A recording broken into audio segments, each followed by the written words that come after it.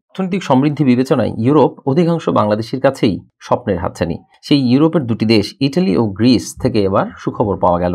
ইটালির ক্ষেত্রে জানা গেছে এখন থেকে আর 10 বছর নয়, মাত্র 5 বছরেই নাগরিকত্ব পেতে সবুজ সংকেত দিয়েছে G8 ভুক্ত দেশটি। এক্ষেত্রে গণভোট আয়োজনের পক্ষে রায় দিয়েছে দেশটির সর্বোচ্চ আদালত। অপর সুখবরটি হলো এবছর 4,000 বাংলাদেশি সহ প্রায় 90,000 কর্মী নেবে আরেক ইউভুক্ত দেশ গ্রিস।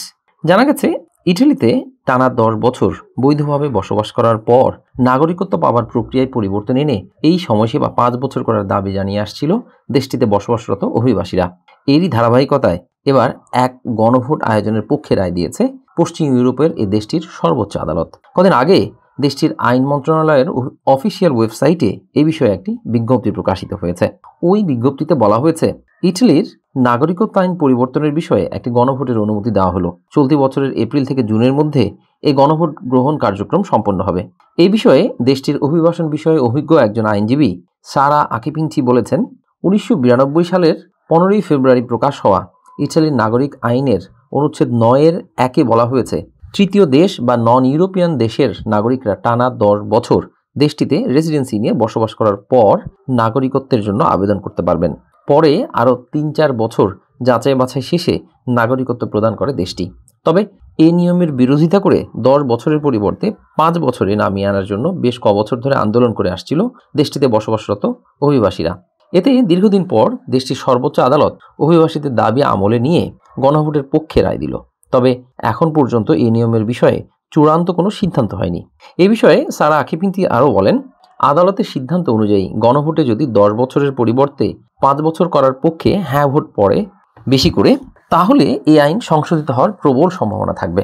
এমন সম্ভাবনা দেখা দেয়ায় আশাবাদী হয়ে উঠেছেন দীর্ঘদিন ধরে ইটালির নাগরিকত্ব পাওয়ার অপেক্ষায় থাকা বাংলাদেশ সহ বিশ্বের নানা প্রান্ত থেকে ইতালিতে অবস্থান করা অভিবাসীরা।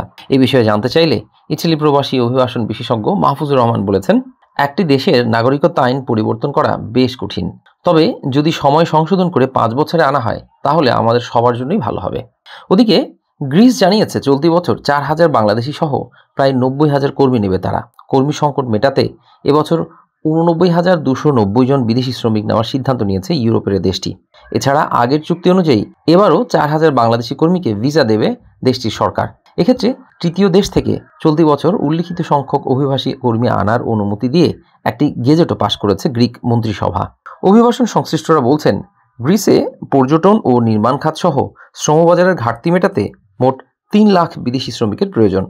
দেশটিতে বর্তমানে ডিশওয়াশার, ওয়েটার, পরিচ্ছন্নতা কর্মী, শেফ, স্পা থেরাপিস্ট, নির্মাণ খাতে কারিগর যেমন ওয়েল্ডার, কাঠমিস্ত্রি, ইলেকট্রিশিয়ান, প্লাম্বার, স্টিম ফিটার, গাড়ি চালক, সাইট ইঞ্জিনিয়ার এবং ভারী যন্ত্রপাতি চালাতে পারেন এমন অপারেটর সহ কর্মীর ঘাটতি রয়েছে। তবে কর্মী সংকটে বেকায়দায় আছে কৃষিখাত। শ্রমিকের অভাব দীর্ঘদিন ধরেই মোকাবেলা করছে জমির মালিকরা।